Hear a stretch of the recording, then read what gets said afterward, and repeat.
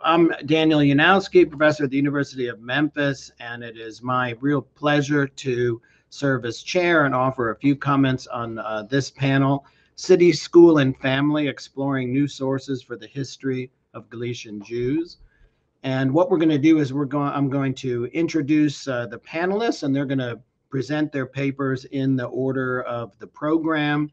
I'm going to offer a few comments, and then we'll open it up to questions. And really, at any time, you can write your questions in the chat, but we won't get to them till after all the speakers are done. Each of the speakers will speak for no more than 20 minutes. My own comments will only be for a few minutes, so we can leave it to questions from our audience. So to introduce the speakers, our first speaker will be Hanna Kuczynska-Witt, who is a freelance historian specialized in the history of East Central Europe. She's written 4 monographs, many articles and book reviews on tourism, housing politics, Ludwig Gomplowicz, Jewish integrationism in Krakow, among other topics. Her most recent book, Jüdische Stadtdeputierte in der Zweiten Polnischen Republik, was just published in 2021, so congratulations on that.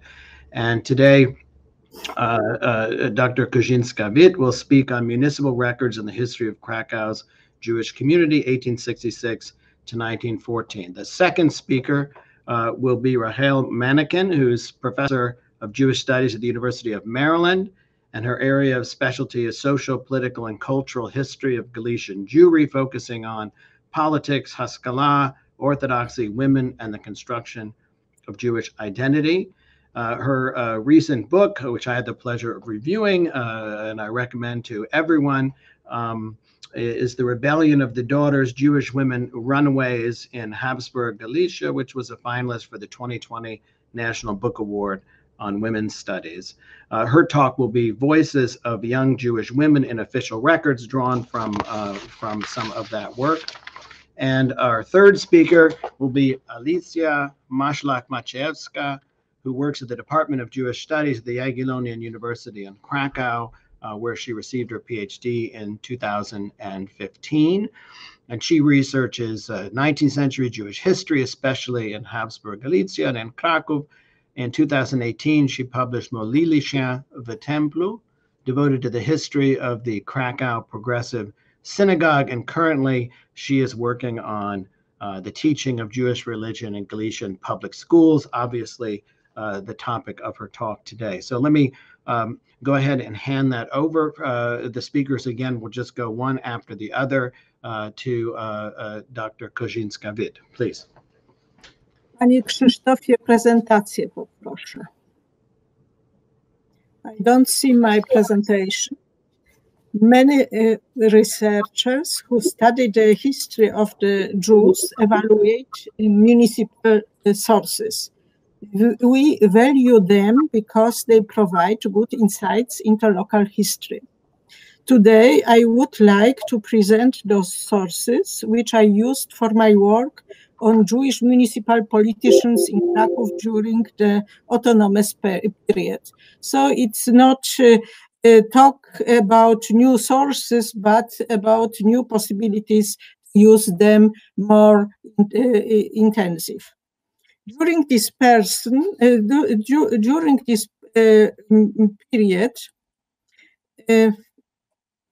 the relationship between the Jewish community and the local authorities was reorganized.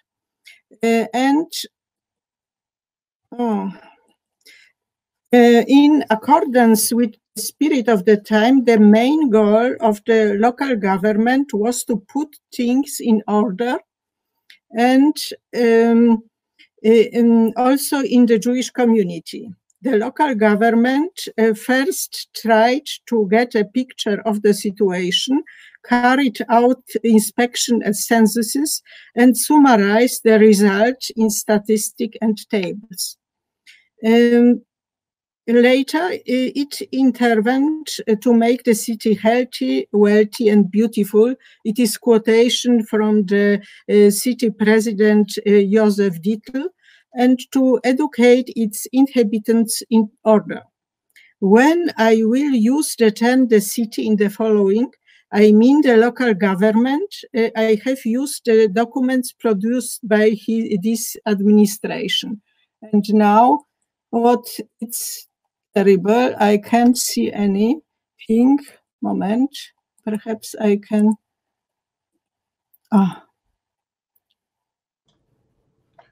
No. Yeah.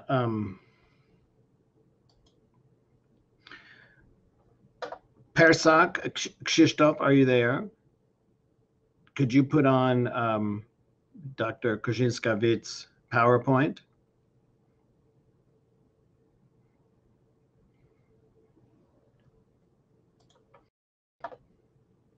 There we go.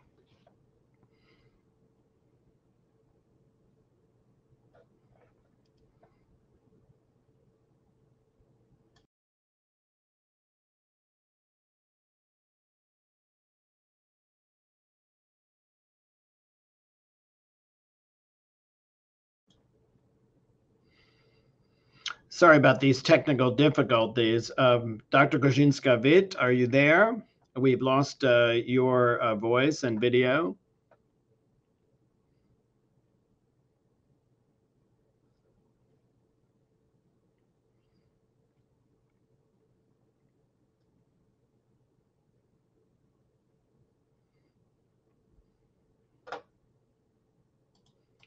Dr. Korzynska-Witt?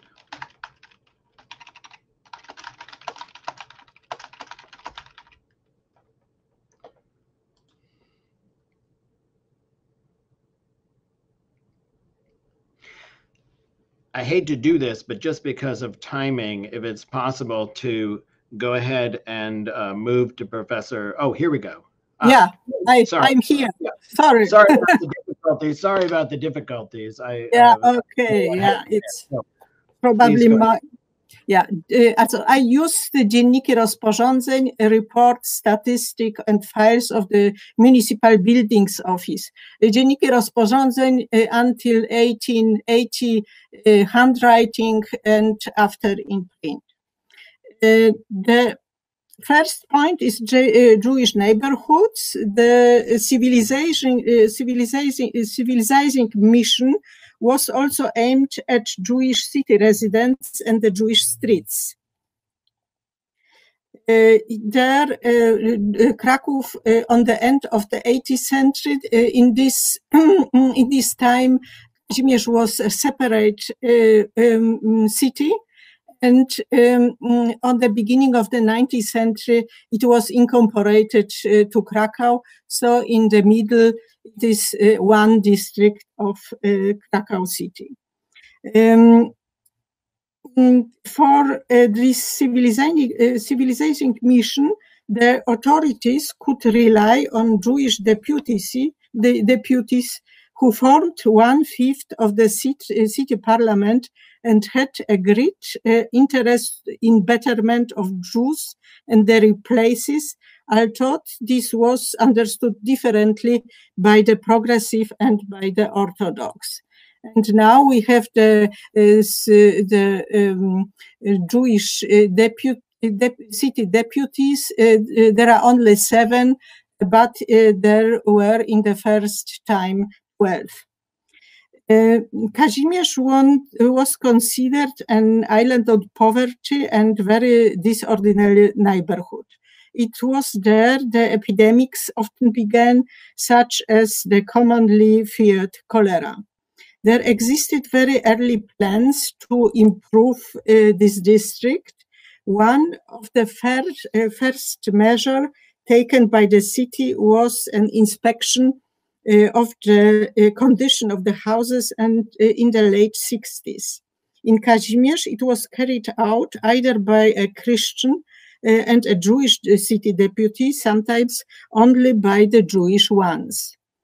In the sheets of this inspection, as it is the sheet, the building were described in general terms.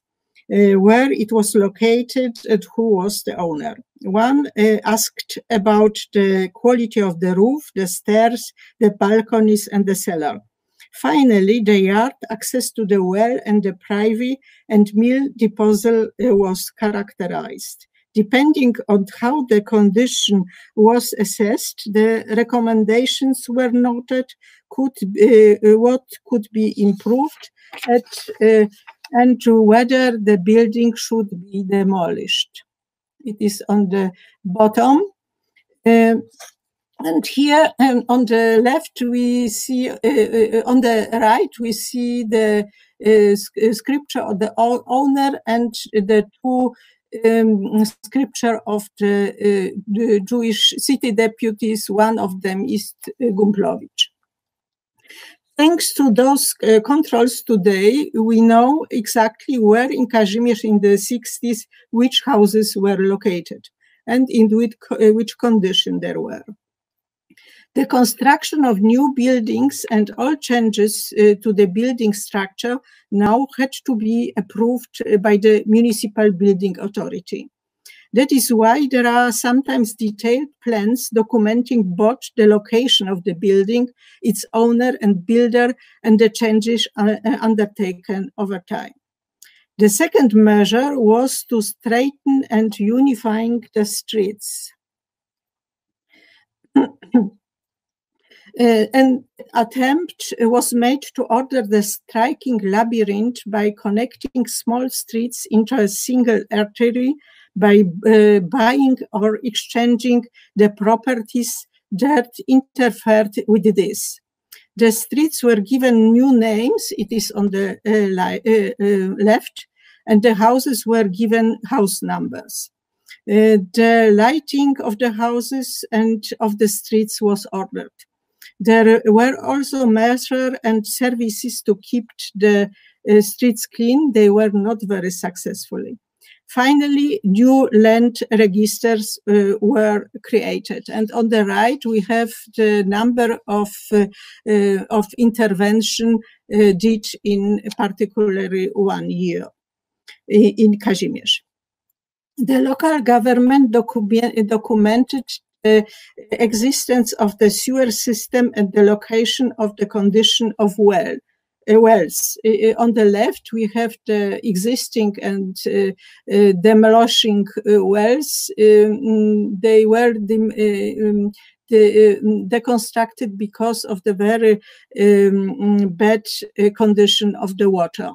And on the right, we have the location of these wells on in the city plan. Thanks to the interventionism of the municipality, the dispute over a lacking sewer that ran through a Jewish cemetery is very good documented. This dispute proves that the Orthodox community leadership did not oppose the modernization of the technical infrastructure, but it considered the municipality to be financially responsible and opposed the shifting of the financing to the Jewish community. The second point is our Jewish city inhabitants. The municipality also tried to record the inhabitants. It was the purpose of the censuses, which were taken every 10 years. The inspectors walked the streets and note in the special sheets who lived in which house and were there in the apartments and temporarily stayed there.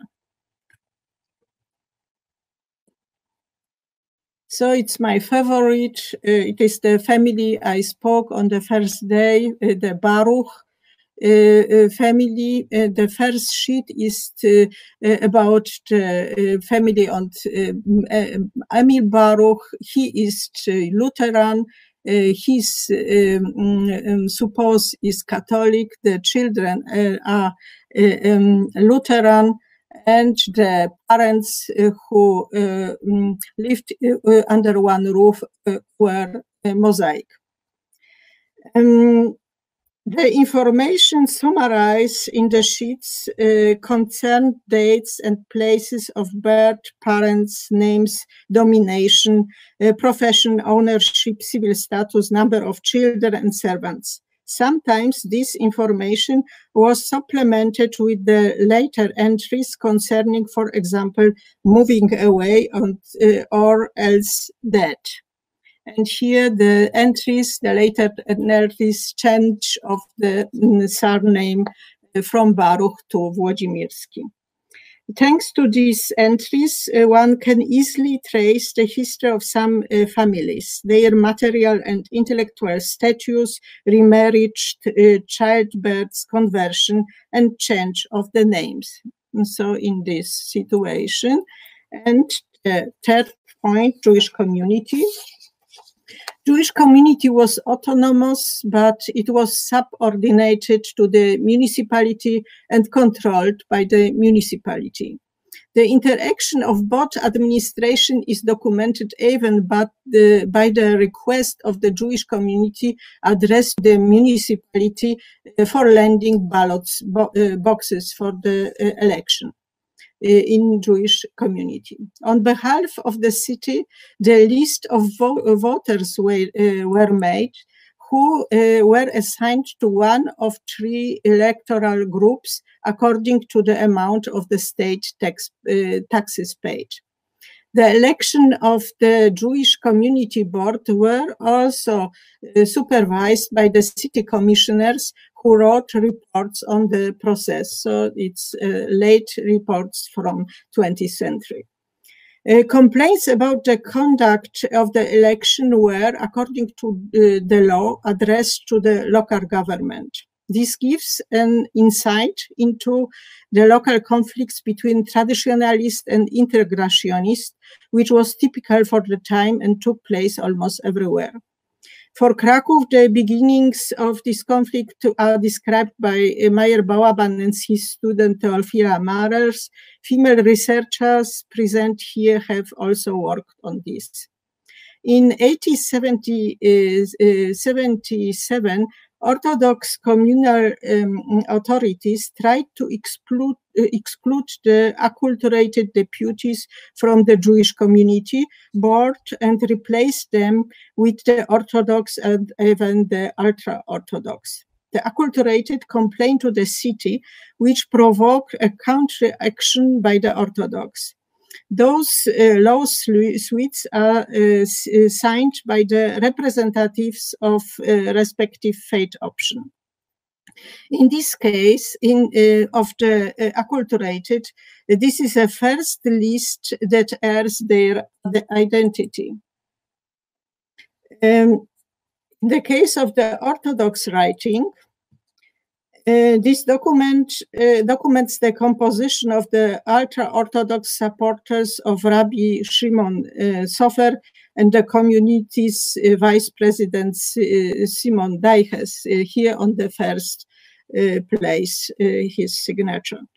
As expected in this conflict, the city supported the integrationists and their presence in the Jewish Community Board. The financial policy of the community and its institution, for example, the Jewish hospital, was also controlled by city. The community had to document its expenses, incomes, and submit corresponding reports to the city. The city decided on the existence and continuation of all Jewish association and the confessional schools headers. Every year, those institutions sent reports to the city.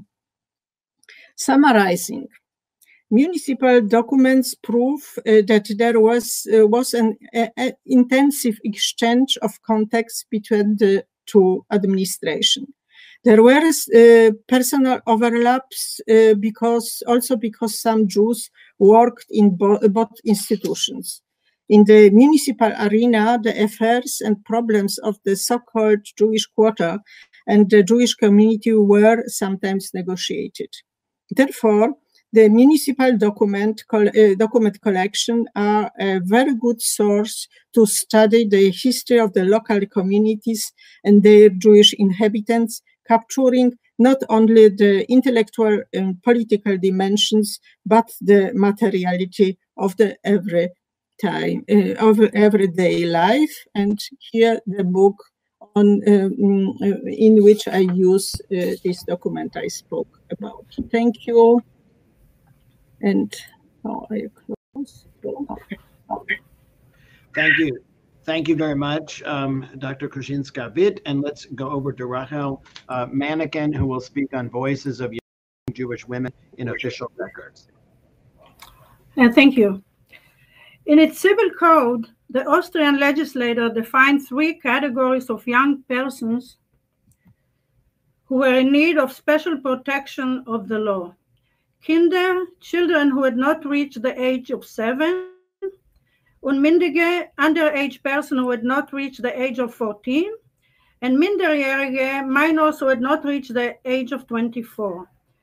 These categories were important in defining the responsibilities of parents, specifically the father, as well as responsibilities of the authorities in such areas as schooling, religious conversion, standing in court, marriage, military service, and political rights. Indeed, when researching the history of women, one cannot lump together females of all ages. My talk today concerns the minderjährige category, namely young women between the age of 14 and 24, and I will focus on Orthodox young women. In the quarter of the century before World War I, such young women played a significant role in the transformation of Jewish life in Galicia. Almost all of them were graduates of primary schools, many took part in cultural activities, and some attended high schools and universities. While many continued to lead a life according to the norms and values of their Orthodox families, a growing number chose their own path, which at times caused a family crisis. Since changes during this time affected young Galician Orthodox women more than Orthodox men of a similar age, investigating the lives of these women is indispensable for understanding Galician Jewish history during this time. In my recent book, mentioned before, The Rebellion of the Daughters, I discussed in great detail the various changes that had an impact on young Jewish women, some of which were a result of government laws.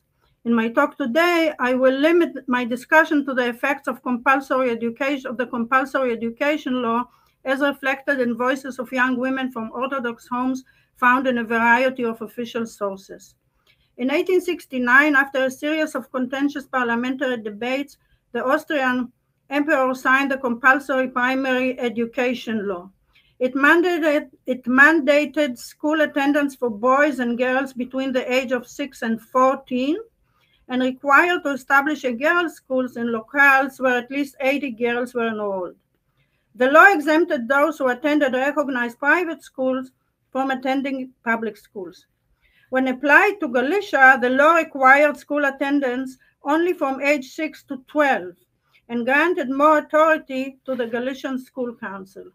This resulted in the Polonization of Galician public schools, ensuring their distinctly Christian character.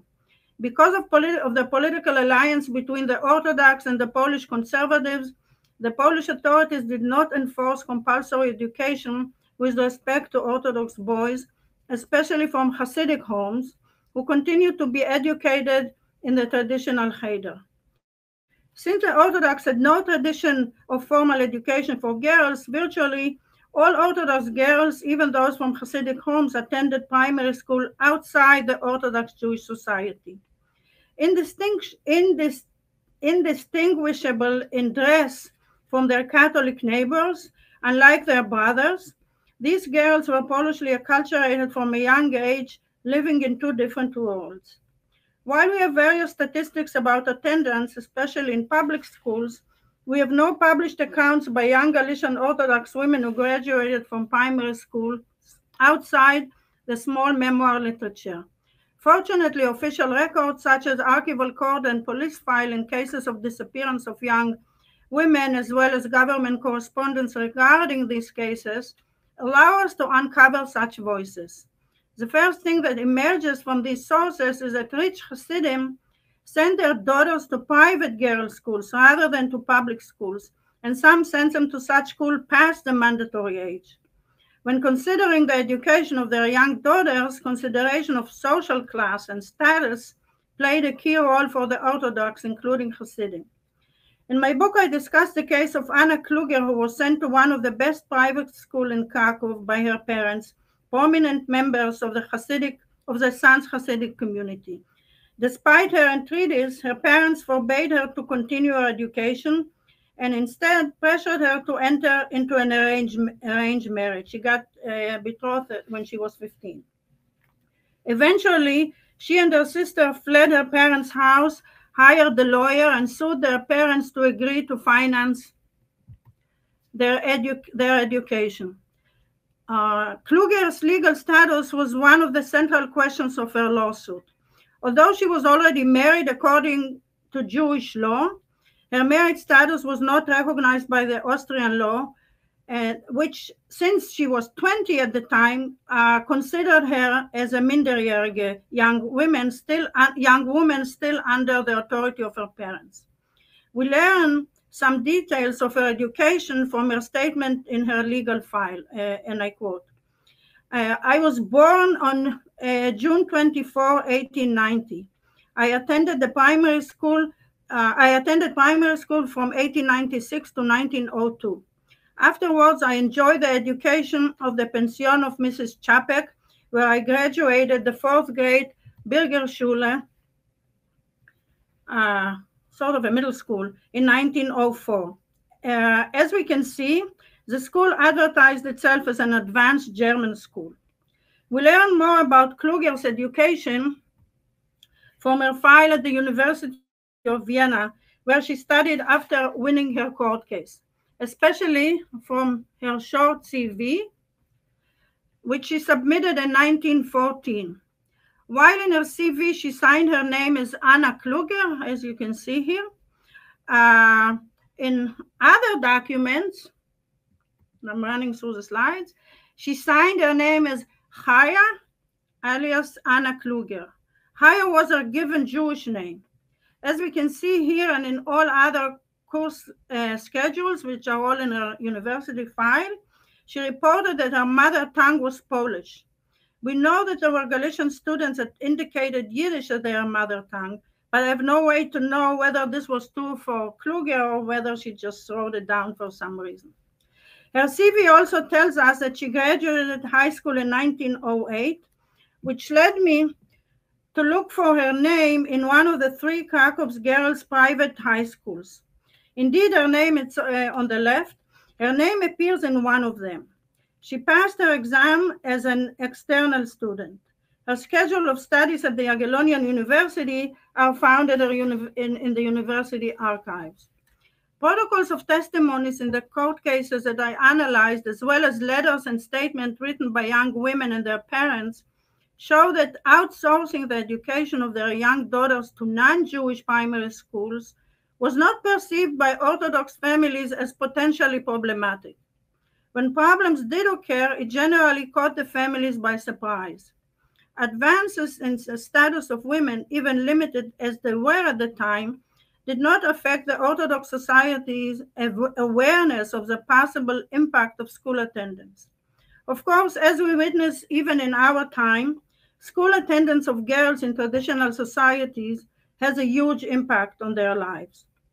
And the Supreme Court a statement requiring that their parents allow them to continue their studies in the university, the Kluger sisters wrote. And I'm just going to quote a few paragraphs from the appeal. Our parents descend from a backward Orthodox Jewish family, especially our mother, who comes from the Halberstam rabbinical family, which provides rabbis to all Orthodox Jewish communities in Galicia. According to their lineage and beliefs, our parents were in principle against any higher education because they subscribed to the view that a girl who comes from a Hasidic family should only acquire an elementary education, and she must marry and give birth to children as soon as possible. Our parents were entirely alien to us. They had no understanding of our aspirations and ideals, and their authority and love for their children were manifested only through their demand for obedience from their daughters on two counts, to give up their studies and marry as soon as possible. Does the court really believe that only material wealth assures a human being a future, that is, happiness and satisfaction? We have so far not discovered enough special abilities and assets for being good wives and housewives, according to the recipes of the court. That's the lower court. We are, however, of the opinion that it is far better to develop and further our already existing abilities and inclinations for academic work, rather than to concern ourselves about guidance for a future role as of good housewives for which we do not show the slightest wish. Another case I examined was that of Michalina Aratin. You see her in one photographs which her grandfather submitted to the police with two of her siblings, and the other one is from the court file. Like Anna Kluger, Aratin fled from the home of her well-off Hasidic family in Krakow, but unlike Kluger, her flight and subsequent disappearance precipitated an intense police investigation. From the police and court file, we can reconstruct much of the circumstances that led to her flight. She was educated in a prestigious finishing school. You can see here in English, English schools for young ladies, the Rehefeld School. Although this was also an 8th grade school, her parents took her out after she completed the 6th grade. That is the mandatory requirement of the law. She spied through a window a young Austrian military doctor who lived in a flat opposite her home, and they arranged a rendezvous. After their second meeting, her father learned of her conduct and disciplined her harshly. As a result, the officer broke off all contacts. A few months later, Michalina wrote a letter in German to the officer, Dr. Philip Mueller, and told him, among other things, the following. A few hours ago, my father came into my room and spoke in a solemn voice. Michalina, you know that on the 20th of the month, you will have completed your 15th year. You also know that all your cousins of your age are already engaged to be married, although they are not the oldest one. And after all, you are my oldest child, so you shall know that I've already chosen a bridegroom for you, and in 2 weeks the engagement will take place. When I heard these words, I began to weep deeply and to beg that he might give me time to think it over, but his decision remained immovable. I must leave the parental home at any price, for I cannot possibly become betrothed to this wax doll that my father has presented as a bridegroom to whom I am to become betrothed. Michalina asked the officer for advice, but not wishing to become involved, he did not respond. On the Sabbath, December 30th, 1899, Michalina ran away from her home and found shelter in the Felician Sisters Convent, which was known for harboring Jewish young women. She refused to meet with her father, who was allowed to send doctors to examine her mental and physical fitness. A month later, she disappeared, leaving no trace except a letter to her father written in Polish. The court file doesn't have the original letter, it's a copy of the letter. And I'll quote a part of it. But I must come to the most, and this is to her father, to the most important part of my letter, for which I found out that, when I found out that the physician who had visited me was Mr. Znavsky, I began to ask what he wished. The sister said that this gentleman who had come from the insane asylum asked if I was not afflicted with a raving madness, and when I heard the rumors being spread about me in the city, I understood the whole matter and turned to the Mother General, that is a Mother Superior, with a question whether she would take me under her protection. The mother replied that she cared little about this, and moreover, if she were to take me under her protection, she had no right to do it. So I decided to flee across the ocean.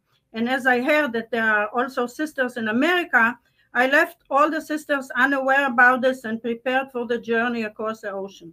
The dear God himself gave me the advice in saying, over there, nothing bad will happen to you, and I will guide you to the purpose of your journey. Michalina was talking about Karol Żuławski, a psychiatrist and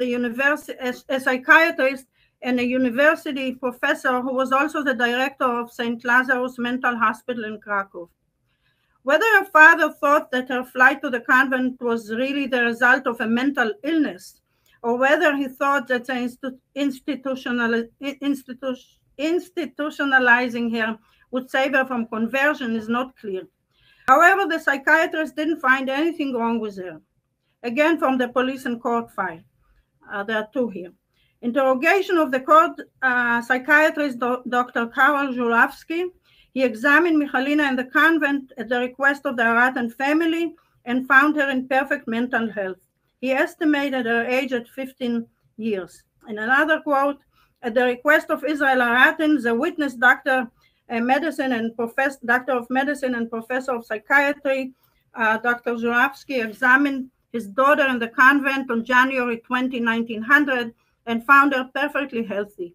She also told him that she had left her parents' house of her own accord and fled to the convent because she wanted to convert to the Catholic Church. Michalina's fiancé thought that she was insane and syphilitic, perhaps because of her relationship with an army officer. And I quote from the testimony of another doctor sent by her father. The interrogation of Dr. Anton Filimovsky, who has been appointed to check the neophyte woman. At the beginning of February, Israel Haratin came to the witness with another Jew whom he introduced as Michalina's bridegroom. Both asked the witness to examine Michalina in the convent because she was sick. The father said she had a heart condition. The bridegroom said that she was insane and syphilitic. The witness examined Michalina in the convent and found her perfectly healthy, except for some anemia. According to her development, she must be around 16 years old. She gives the impression of an intelligent, educated, serious, tactful, and energetic girl. Michalina did not end up in America, but rather in Poznan. Her new first name after baptism was Vilma, and her last name after getting married in London, it's a long story why in London, to a Polish administrator of a large estate, Rowinsky. She later became active, and that's her marriage registration. She later became active in the reading room for women. You can see her with a white dress in her region, the type of establishment that reflected the rise of feminism. Reading rooms for women that serve not only as libraries, but also they had different activities and lectures and so on. She gave lectures there and organized a successful exhibition of women's needlework. She also gave gymnastic lessons to the members. The last young woman I will discuss is Deborah Lefkovich, a daughter of a village tavern keeper. Deborah's parents sent her for the first few years to the village school, but later to the girls' school in Velichka. Deborah ran away from her home and found shelter in the Felician Sister Convent in the eve of her marriage. Her parents chose a Jewish man for her and quickly arranged her marriage to him after discovering that she was romantically involved with a Polish young man. Deborah did not like the man her parents chose for her. When she later reconciled with her parents and returned to Judaism, she wrote several letters to her parents, all in Yiddish. The letters were kept in her court file. Interestingly, Michalina didn't write in Yiddish. Perhaps she was not taught writing in Yiddish. In one of them, she told her parents about the man that her uncle, with whom she was staying, introduced to her. And I'm quoting, "He's a young, very handsome man, intelligent, and can also learn Torah. He was born in Hungary and thus is a Hungarian citizen, which is of great value in Hungary. The matter is, the matter is not entirely agreed upon yet, but I hope that God willing it will come about. I would feel very happy." While she tried to make her parents happy by telling them that he can also learn Torah, she clearly cared more about his looks, intelligence, and status. One may speculate that being a village girl, that was a result of her school education in the city. But at the same time, Deborah wrote a letter also to the convent in Polish, complaining that she is pressured by Jews to become a Jew again. In the Yiddish letters to her parents, she signed her name as "Your true and good daughter Deborah," while the letter to the convent, the letter to the convent, she signed as "Anastasia Maria kisses the feet of the sister." Apparently, Deborah's path forward was unclear to her at that point. In summing up, I would like to quote from an article by Paula Hyman. "No memorist is typical of an entire community or social class, but sometimes an unusual individual, though not typical of her generation, can offer an unparalleled glimpse of her own circle and suggest women's consciousness and concerns that transcend her own experience. She can highlight issues that disturb broad strata within her community and thereby alert us to the distortions that occur when women's experience is ignored. To paraphrase Hyman, Whether these voices of young women recorded in real time and not in memoirs are typical for the entire Galician Orthodox community or not, they highlight the issues that resulted from the growing educational gap between young men and women.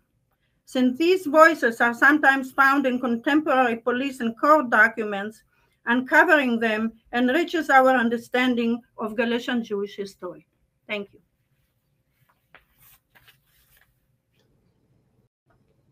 Thank you. Thank you very much, Professor Manikin, for your talk. And we'll go, we're on time, believe it or not. So we'll go right ahead to our third speaker, Alicja Maślak-Maciejewska, on exhortations for Jewish youth.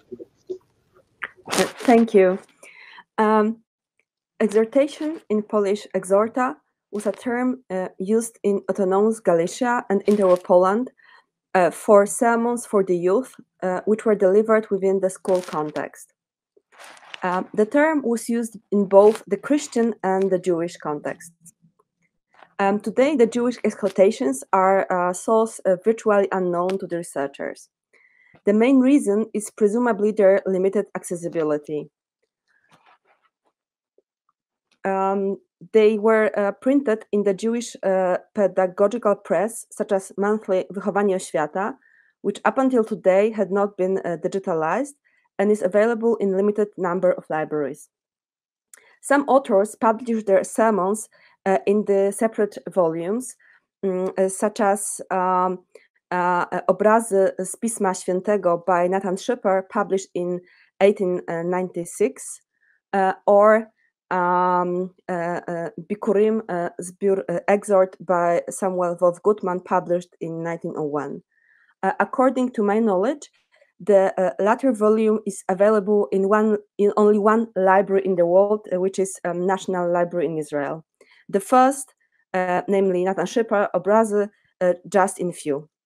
Recently, in July 2021, a source edition with the choice of 88 sermons by 9 authors was published, making this source easily available to the broader public. This is this book. Due to the up to now limited use of those sermons in the scholarship and their newly gained availability, we decided to present the source in the session devoted to the new sources for the history of Galician Jews. I will start my presentation with outlining the historical context, then I'll present the authors, and in the last part, I will characterize this homiletical genre, focusing on their typical features and content. At the end, I will refer to their importance for our field. I will start with historical context. In Galicia, the delivery of exhortations was a part of religious instruction in the public schools. In short, pupils had weekly an hour or two of lessons of religions, which were an integral part of the school curriculum. Besides that, they were supposed to attend once a week a special religious service with a sermon tailored for their needs. This was supposed to contribute to their moral formation and help to consolidate their knowledge. A school subject, Jewish Mosaic religion, in the Polish Religia Mojżeszowa, this is how it was called in the 19th century, entered Galician non-Jewish schools around mid-19th century. Back then, it was introduced to several secondary schools, gymnasia, which had a significant number of Jewish students. In 1870s, with a compulsory primary education, it was introduced for all children in Galicia, including Jews. In theory, all the children were supposed to be provided with the opportunity to learn religion of their confession. In practice, the introduction of lessons of Mosaic religion met many obstacles, such as lack of qualified teachers, ineptitude of school administration, or simply lack of money. Often the lessons, although obligatory, were not organized. It pertained to the exhortations as well, or in fact, in the case of exhortation, to an even more significant extent. In general, at the turn of the 19th and 20th centuries, the teachers' environment agreed almost unequivocally that those sermons were an important part of curriculum and needed to be organized.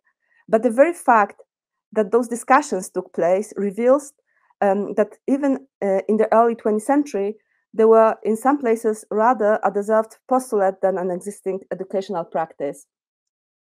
On the other hand, the archival sources confirm that in a number of schools, both in bigger cities and small towns, those sermons were indeed delivered. The earliest mentioning of the presence, which I found, dates to 1880s. Often, the presence in a particular school was not continuous, meaning that they were introduced at some point, dropped from various reasons, and then they were reintroduced. Unfortunately, at this point of research, I am not able to answer a seemingly basic question about the percentage of schools in which the exhortations were indeed organized. The exhortations were delivered to the Jewish youth frequenting both primary and secondary schools. They were preached in the Polish, since it was the language of the instruction, and they were organized either in local synagogue or in the school building. Sermons were delivered either jointly for students gathered from several schools, or they were devoted to students from a particular institution.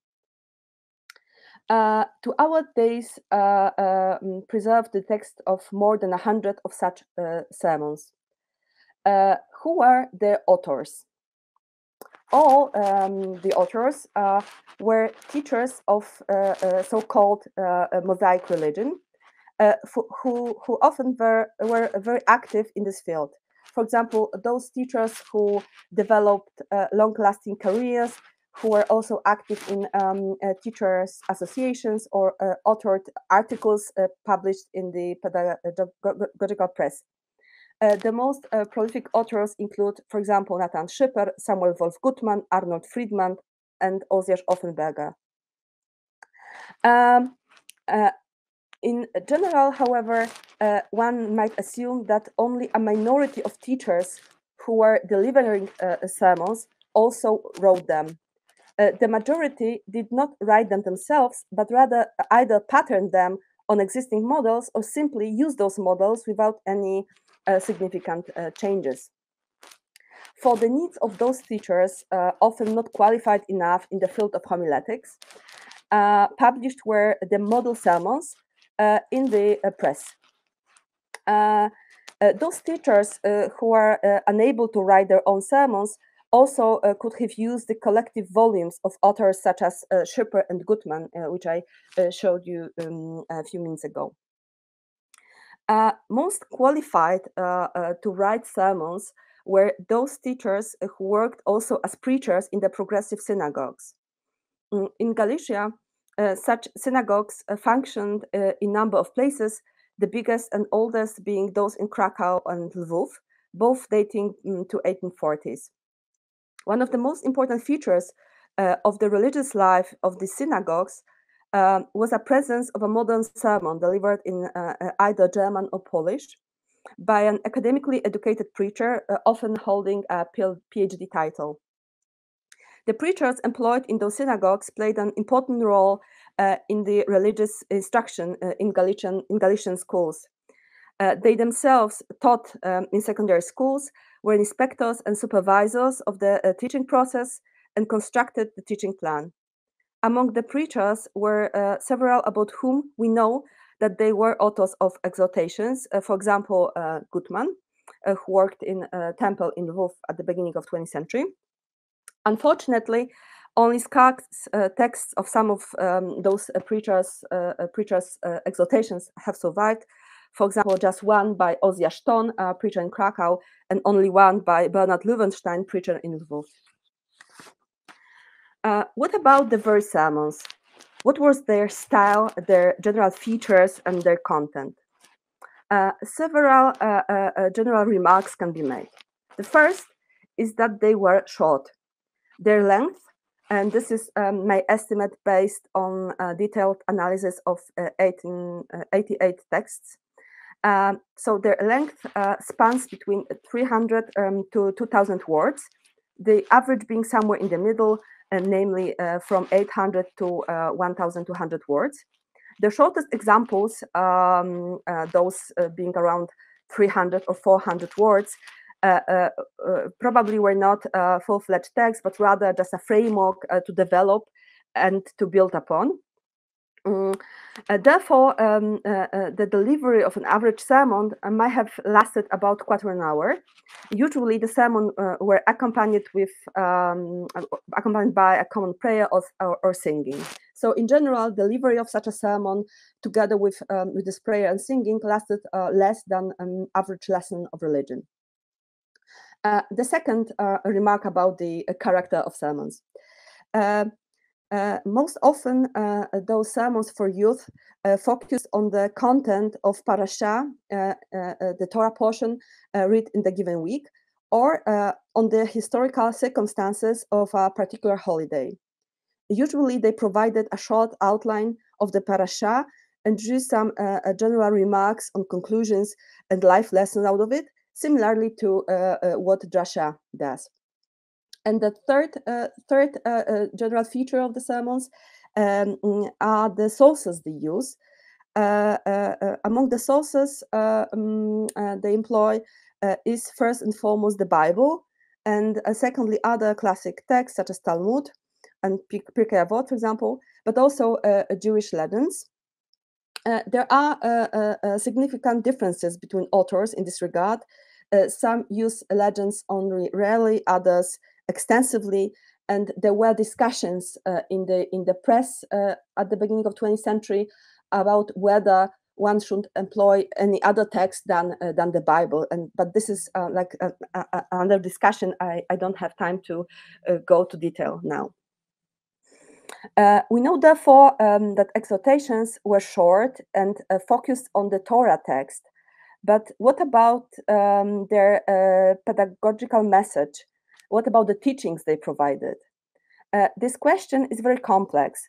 Therefore, today I would like to present a partial analysis for which I chose the Bikurim by Samuel Wolf Gutman, the preacher in Lviv.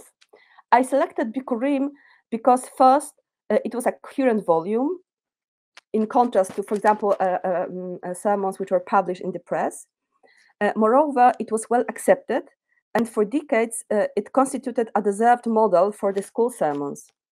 Besides that, we can assume that it contained the text of sermons which were actually delivered to the youth, and not just an abstract model which might have been used, but we are not sure whether it really was. This volume contained 17 sermons. A very effective way of analyzing the content and the subject distribution of those sermons is provided by the digital tools of word analysis.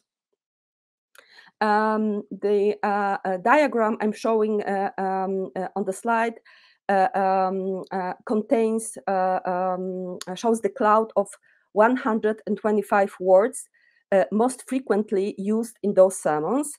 Of course, the word frequency is mirrored in the diagram. The bigger, the more frequent. Also, one technical remark: the corpus was manually pre-prepared to overcome the difficulties connected with the fusional inflected character of the Polish language. But those are like technical details I'm not going to discuss in detail now. In short, only words which were used dozens of times made it to the list. The most frequently used words was learning, nauka, and the second was God, book. Of course, it was capitalized in the original, just the tool does not allow to capitalize the letters here.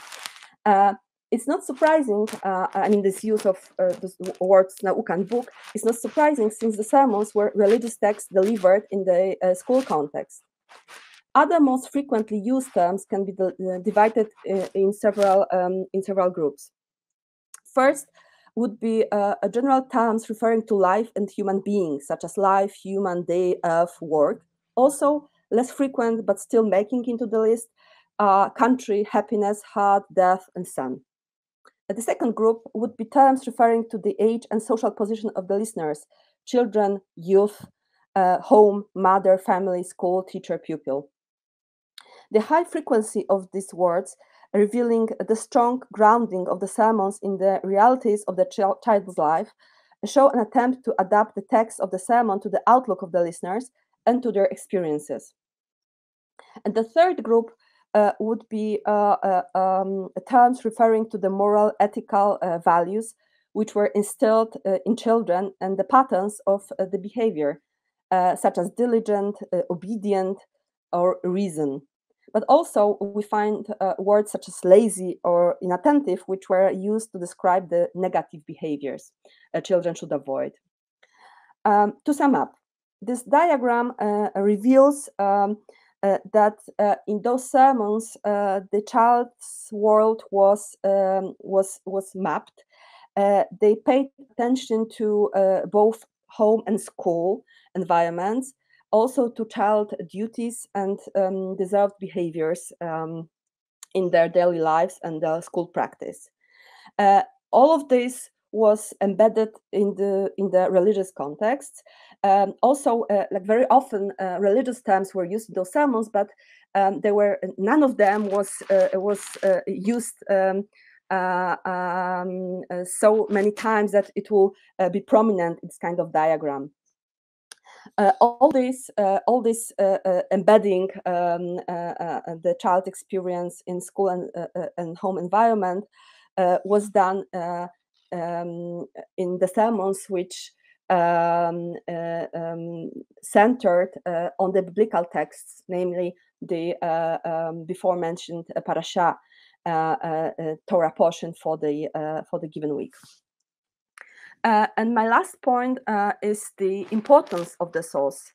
What makes this source interesting? Why should we study it?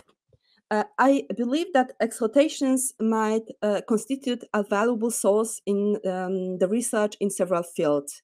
The first and most obvious would be Jewish education, the Jewish presence in public general non-Jewish schools, or Jewish pedagogics.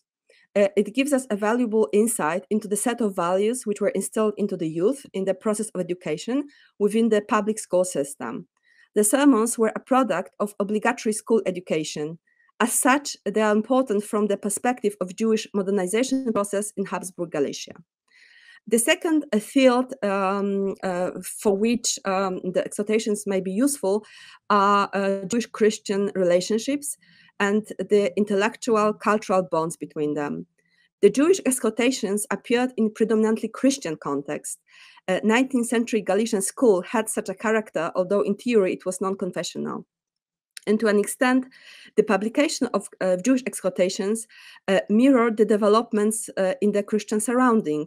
The Christian exhortations published in the press and in separate volumes preceded the Jewish ones and might have had inspired them. And the third field in which exhortations might be interesting and useful is research on progressive Judaism, because some of the exhortations were written by progressive preachers, but their audience were pupils from various backgrounds, not necessarily the children of progressive parents.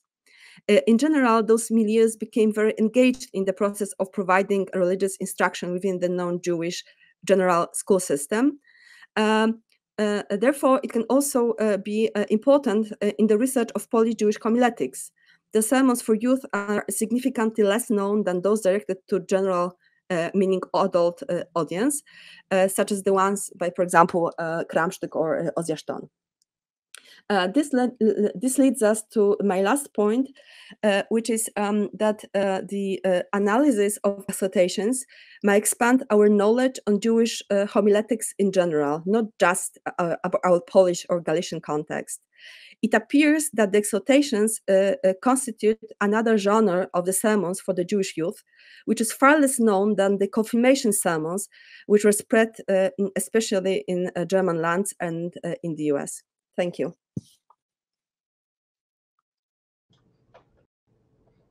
Thank you. Let me put on the chat. Thank you very much for that paper. All those papers were new and interesting to me, so I appreciate them. I'm sure our audience does. I just want to say maybe a few words and observations and then see if we have some questions from our audience. So the first thing I want to note, which is obvious, is that all three papers were very much dealing with trying to cull new insights and ways of understanding what Dr. Koscinska-Witt calls not only the intellectual and political dimension, but the materiality of everyday life.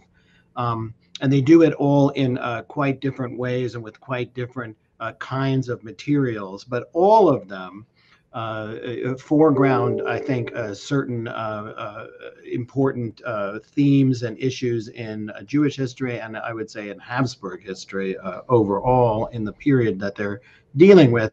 Certainly one of them is this notion of, again, what Dr. Koscinska-Witt refers to as the civilizing mission. I mean, in all of them, we're seeing various arms of the state, if we define the state as all levels of governing, but also interactions with institutions and individuals on all kinds of different levels. And we see the arms of the state intervening and changing and framing the environment in which these communities exist in different ways in this period, very intentionally, to improve the lives, enlighten the population, and so on. We see this when we look at the municipal records in Krakow, trying to fix the dirty streets and the sewer systems, and having both Jewish allies and Jewish opponents in some of those efforts, right? But seen as cleaning up the backward nature of that region, but also explicitly, the nature of that community, seen by progressives and civilizers as so behind the times, almost a threat to progress. We also see this, of course, in Rahel Manaken's paper, where this creates and results in this deeply felt conflict inside the Orthodox community, that if you don't look at these kind of sources trying to recover the voices of these young women, which there aren't that many to find, it's amazing what you found and done with them, but is to see this that this civilizing mission, which frames the school laws, creating this liberal 1860s, 1870s idea of education tied to the laws on parental control or lack of control over their children at different ages, plus add in the Orthodox community's relative lack of interest in girls' education in general, means that many of these young women went to schools framed by the new liberal agenda of progressives, right? To schools that brought in, I assume, even the private ones, exhortations like Alicia was talking about, whenever there was Jewish education of any kind in those schools. I'm sure it was this progressive style, just as Alicia was saying in the public schools. So these young Orthodox Jewish women going to schools framed in progressive terms, seeing the Orthodox as backward, has to be changed, these traditions to be in the past, and opening up to the Polish world, to the Polish language. And then these girls go home and their parents, again, you should read Dr. Manaken's book, but the parents setting them up with husbands-to-be who are steeped still, the Orthodox preserve a more traditional style of education for them, leading to the striking statement in one of those court cases. I don't remember which woman that was now, who says that her family was alien to her, right? That her family had become alien because everything she was learning was this progressive idea of life, which was very different from her home life. And of course, Alicja Maszlak-Maciejewska's paper looking at these sources, fascinating sources of these sermons, so we can actually get a sense of what these children in these progressive schools now, these new liberal schools, by progressive I mean under the liberal educational laws, what they were actually learning about their own religion and its relation to society. I assume there weren't many Orthodox young boys in those schools, right? They were kept, their families had them somewhere else. So it was maybe preaching to the choir, although there might have been less wealthy girls from less wealthy families who couldn't go to these elite private schools Dr. Manikin writes about. So, and there the exhortations, again, giving this vision of progress. So in all of these stories where these papers, we're getting this this view of the framing of a modernization as a challenge, right? But I would say we're also seeing in all of them that the Jewish population isn't simply passive in this context, right? Even the Orthodox, I say even because the progressives are, vision is supposedly leaving them behind. But we see, for example, in the cases, these court cases of these young women, Israel Aratan, for example, who brings in everything he can. The police, he tries to get them to go into the monastery. He brings the health officials to try and say his daughter's insane so he can have her back. So we see the Orthodox, maybe not quite as isolated as these papers might lead you to believe, also engaging with the arms of the state in different ways, trying to do what they can, use what they can. I'd like to know more about the sewer debate, and Dr. Korzynska-Witt talked about, but there also, it's not as though the Orthodox community was not engaging with also some aspects of the modernizing structures, certainly around them. So I don't want to take up, as I said, too much more time, but I will say that as a Habsburg historian, much more than a historian of the Jewish experience, right? That's how I see myself. I can't help but see these papers in the context of this new conceptions of how the Habsburg state function. The concern of Habsburg historians is not any longer, or not as much, with talking about the inevitable rise of national movements and the decrepit Habsburg system inevitably doomed to collapse, but rather, as Peter Judson and many others, and here I'm going to quote the Hungarian historian Gabor Egri, say, to see the Habsburg state or empires in general as a set of uneven and asymmetric, but never simply hierarchical center-periphery relations, and the role of local elites and imperial figures in the management of empires becomes much more central, and that the job, in a way, of the Habsburg historian is to reconstruct the relations of state with society and its autonomous organizations, and to view them, as well as individuals and families, as actors. To see the state as communities constructed, acting and interacting at different scales, shaping the social and political architecture around them.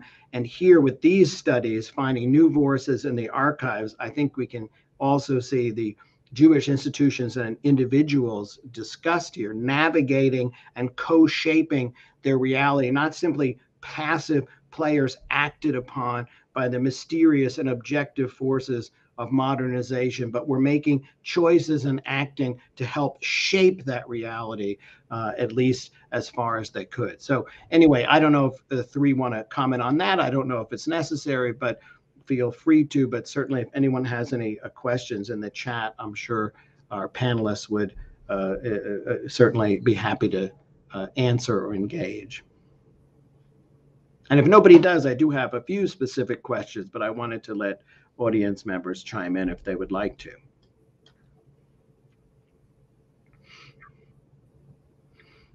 Well, I don't see any particular ones in the chat, so maybe I would ask Dr. Maciejewska and Dr. Korzynska-Witt. We see in Dr. Manikin's paper the different levels of interaction between the Habsburg state and then the local.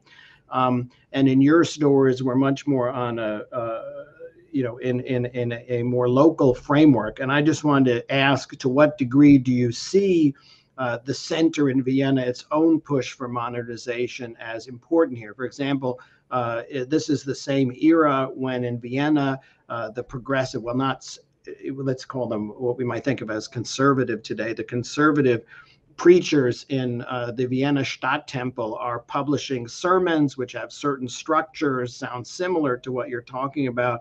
Are these preachers interacting or reading or knowing about what's happening in Vienna? Is there much back and forth in that sense? And for Dr. Korzynska-Witt, yes, municipal autonomy, but is there, as part of the conversation of modernization, that we're part of multiple cities and the state overall, which is also pushing for a new physical structure for the lives of the population. So maybe, I don't know if you could address any of that, either of you. Hania, do you want to start? Perhaps you first. Okay. Okay. Yes. The progressive synagogues, progressive preachers, of course, looked on what was being published and done in Vienna, but in this case, I would say the progressives are just like a small part of everything, meaning that the minority of exhortation authors were progressive preachers. Analyzed Bikurim by Gutman because it was influential, but other teachers such as Schipper published more exhortations than he did. Therefore, we should not perceive those sermons for youth as, say, let's endeavor by the progressives exclusively. Moreover, I would say, but I'm still in the middle of my analysis, but I think that maybe the sermons devoted to the youth were more conservative in the character than the sermons delivered to the adult audience. For example, when we analyze the character of those exhortations, they are really similar to drasha. They were delivered in Polish, of course, but they are very similar to drasha. They don't really refer to any contemporary problems. So, for example, if we read those sermons along with Jelinek, we will see that Jelinek is much more modern in this sense. And I think that I will stop here because I mean this opens a huge discussion, and I want to give Hannah opportunity to talk about her answer. Krakow belongs to the Statutarstätten. So in the monarchy there were the big cities. It was the first-class cities, and Krakow belonged to these cities, and another city had another law. So the big cities had some freedoms to put the taxes and so on, but the self-government right was implanted by Habsburg. It was not the Galician or Polish invention. It was the liberal structure press on this region, and so this three-class liberal self-government was intended by Habsburg, and so I think the great legal innovation came from Vienna, but the praxis was somehow a little bit different, and perhaps Galician, I would say. So this old layer from First Republic, Jews as quasi layer is all the time preserved. But some individuals can transfer the borders to better class because of this liberal law. So I don't know if I can. It is all you want to know. Or... No, that was good. I want to now we do have a question from an audience member, from Natalia Alexiun, who asks for Alicia, asks if Alicia could speak a bit more about whether you have personal documents about students' responses to the sermons. That was also something I was wondering. We can talk about what they're being bombarded with, but of course, ideally, we'd love to have, right, some kind of response of some kind. I don't know if you've been able to find anything, but that's what Natalia was asking. So not really. I found some like minor information, such as student confessing in 1930s that the only place she as a student heard about Jewish holidays was during the lessons of religions and during exhortations. So meaning she was from a very acculturated family. But it's not like a long passage about exhortation, just a mentioning. I do have some sources from communal records about how those sermons were organized, that the teachers of religion had to go there with students because otherwise they will not go. So they would just like skip the lesson because they didn't want to use their time to attend those sermons. So in some cases, students were not really eager to go there. Maybe not because the sermons were bad, but because it was like extracurricular activity in their opinion. But I don't want to make any general assumption out of it. It's just a like single mentioning in the sources. So unfortunately, I do not have any sort of diaries where students would discuss what they learned and how they felt during those sermons. Thank you. I do have another question for Rahel Manikin. It seems almost shocking that there's not a, but maybe I'm forgetting from your book something important, but whether there was, before the absolute feeling of crisis, as things are building, more and more young women seem to be running to the Felician sisters and so on. And then eventually there's the Beis Yaakov school system that you write about. But were there no voices warning that this is coming, when all the girls are going to Polish and German language schools with no Jewish content? It just seems amazing that this was there was no foreseeing this issue.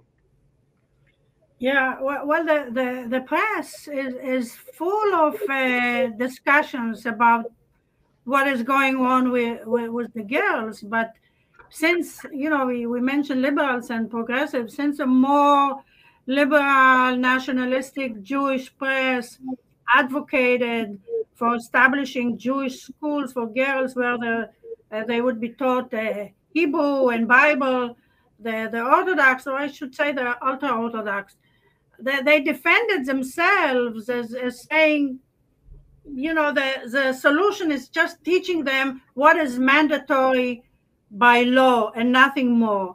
As for teaching them what they need to do in terms of Jewish life, that's fine. What we're doing doesn't need change. But I think it became part of this conflict between the ultra-Orthodox and the more liberal and especially nationalistic at this time with Zionism and teaching them Hebrew and so on. So it kind of got pushed into this broader issue. But there's certainly a lot of talk about it, but they resist. Nothing is being done about it. So I don't know. I said in my talk that they were not aware enough. After all, most of these parents didn't go to school themselves. They had no idea what kind of experience their daughters are going through. And probably they hope that their daughters will be fine or whatever.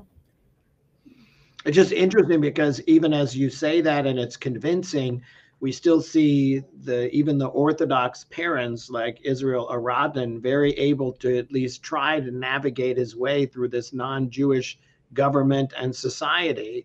And yet somehow they don't see this coming as a crisis, but it is an interesting story. I do. Natalia adds a question to that.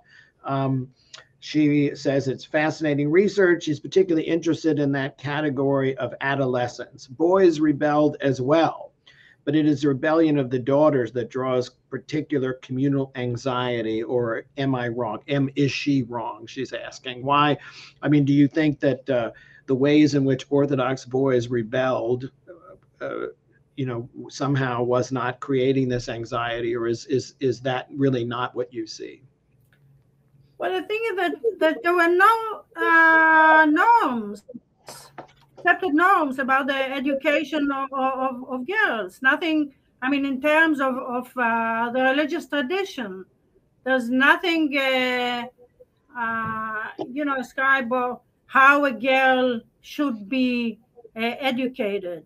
Where for boys, it's a lot it's a lot clearer.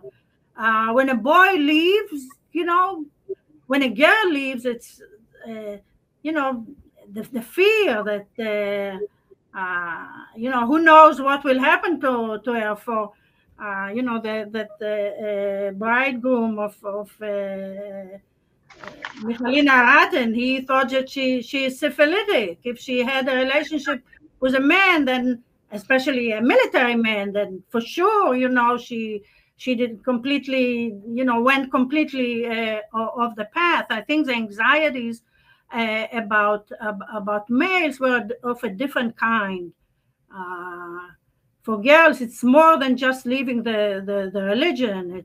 It's their morality and so on. So it's perceived as a broader problem.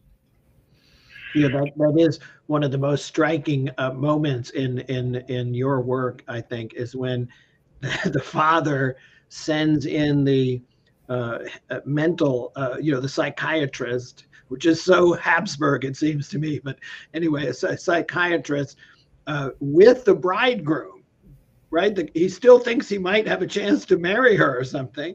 I don't know. And that just seems like so odd and weird to me that would take place. And he still seems to have enough tie to the situation that he's still trying to get her back into the fold, this bridegroom who I guess she barely knew, right? Or hardly met. Anyway. She just met him when she during the engagement. And there he goes running after her to the convent and thinking she's syphilitic and mad. Anyway. I think that might have been a way to get out of the situation, because if she's mentally sick, because breaking off a betrothal at that time, it's like getting divorced. It's not so simple. You need a good reason. So having declaring her mentally sick would be a good way for him just to get out. I see. And then he can get out without any taint to himself, because he can say he was insane. So there it is. Right. Okay. Yeah. Do we have any other questions from our audience? Any more comments from either of the three of you? Oh, I want to ask Alicia. Do you know if like in we mentioned Vienna, did they have this type of exhortation also in public schools in Vienna for religion classes, or in Austria in general, or any other place? So this question is bothering me since, I don't know, March 2020, because it sounds simple, but it's not. It was as problematic as in Galicia, that in theory there was something. Also in Hungary, there were those kind of sermons, but it's hard to tell whether they were just a postulate or they were indeed introduced to those schools. So even if we have texts of some of them, we are not sure whether they were indeed delivered in the schools. But in general, I think that it was not just a Galician thing, but Habsburg, and it originated in the Christian way of teaching Christian religion, Catholic religion. So first, already in the first quarter of the 19th century, the exhortations for Catholic children were introduced, and then Jews wanted to have the same thing in order to be equal, I would say. So it was patterned on the Catholic practice, which was called ćwiczenia religijne, or exhortations, and it was not only in Galicia but also in for example, Vienna schools, from what I know. I mean, wouldn't it have been also coming out of the school laws, which said you have to be able to have religious instruction, and the Jewish parents didn't want the kids, I guess, to have to sit there for Catholic instruction, so they wanted, right? And then that they frame it in the same way. I had a question though about private schools, where because the regulations from the Ministry of Religion and Culture or wherever it would have come from, did they also have the same kind of exhortations in private schools? Maybe Rahel knows that. I don't know. Or was this only public schools? At least for the schools that I mentioned, they only had Catholic. They only had a Catholic priest teaching religion, and of course, Jewish students could leave if they wanted. They didn't have to leave. Maybe Alicia knows whether they were classes on Jewish religion in private schools. I didn't come across any such schools. So they were sometimes, from what I know, there were like joint classes for students from various schools, and organizing of such lessons were responsibility of progressive preachers, which was included in their contract. It was called Nadzór nad nauczaniem religii mojżeszowej, and it included in sometimes organizing such lessons for jointly for the children of various private schools as well. But that was voluntary. They didn't have to go. Yes. It was not obligatory. Where in the public school, it was mandatory to. It was part of the curriculum. In the theory, yes, but from what I know, the practice was that often it was obligatory for like 1 year on something, and then like suddenly it was dropped because there were not, for example, enough teachers to go there with the students and to check if they are present or not, if the lesson were organized, for example, in the synagogue and not in the school building. So I see that huge gap between the law and what was the social practice, and that gap is like really huge here. I've never met any such a situation before, where this gap between what was legally required and to what was actually a school practice. It was actually a practice. Yeah. Daniel, we don't hear you. Does anyone of you want to ask each other any more questions? Otherwise, we don't have any more coming from the audience, so maybe we'll bring this session to an end. If anybody wants to go into the coffee room, you may, and continue a conversation. I don't know if our panelists will be able to be there, but anyway, so thank you very much to our three presenters. Fascinating papers and sources for us all to think about, and think about the experience of Jewish lives in this period. So thank you very much.